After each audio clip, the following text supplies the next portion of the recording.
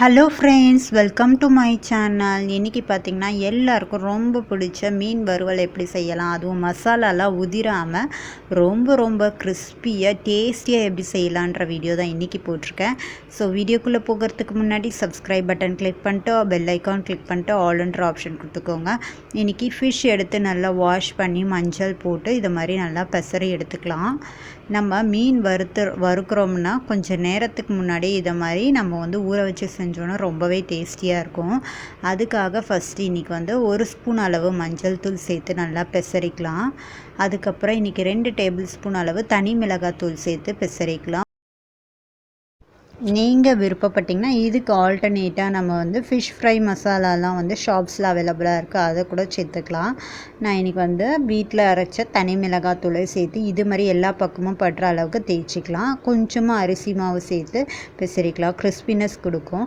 இன்றைக்கி லெமனுக்கு பதிலாக நான் புளி கரைச்சி செஞ்சுக்கிறேன்.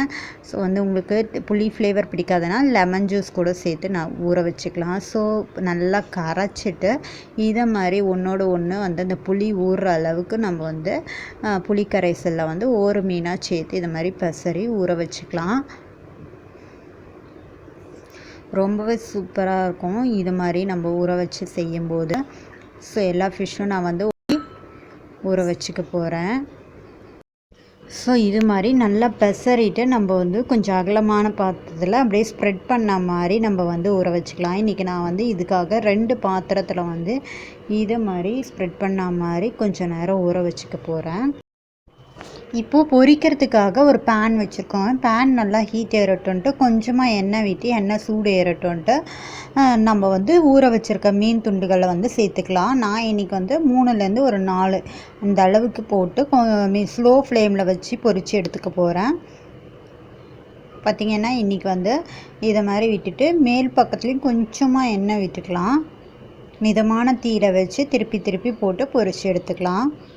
ரொம்பவே டேஸ்டியாக இருந்தது. கண்டிப்பாக ட்ரை பண்ணி பாருங்கள் இந்த ஸ்டெப்ஸ்லாம் ஃபாலோ பண்ணி. ஸோ திருப்பி போட்டாச்சு.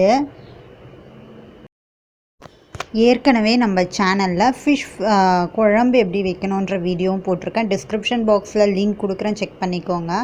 ஸோ பார்த்திங்கன்னா ஆல்மோஸ்ட் சூப்பராக ரெடி ஆகிட்டு வருது. நான் லிட் போட்டு கொஞ்சம் நேரம் சிம் மோடில் வச்சு வறுத்து எடுத்துக்கிறேன். இந்த பார்த்திங்கன்னா திருப்பி போட்டாச்சு. ரொம்பவே சூப்பராக வந்திருந்தது, ரொம்ப கலர்ஃபுல்லாகவும் இருந்தது.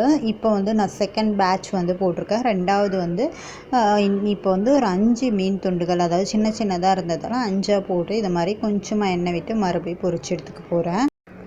ஸோ இந்த வீடியோ பிடிச்சிருந்ததுன்னா உங்கள் ஃப்ரெண்ட்ஸ் ஃபேமிலி மெம்பர்ஸ்க்கு ஷேர் பண்ணுங்கள். இந்த வீடியோவுக்கு ஒரு லைக் பண்ணிக்கோங்க, சப்ஸ்கிரைப் பண்ணிக்கோங்க, பெல் ஐக்கான் கிளிக் பண்ணிட்டு ஆல்ன்ற ஆப்ஷன் கொடுத்துக்கோங்க. அப்போ தான் நான் போடுற புது வீடியோஸ்லாம் உங்களுக்கு நோட்டிஃபிகேஷனாக வரும். தேங்க்யூ ஸோ மச் ஃபார் வாட்சிங். பாய்.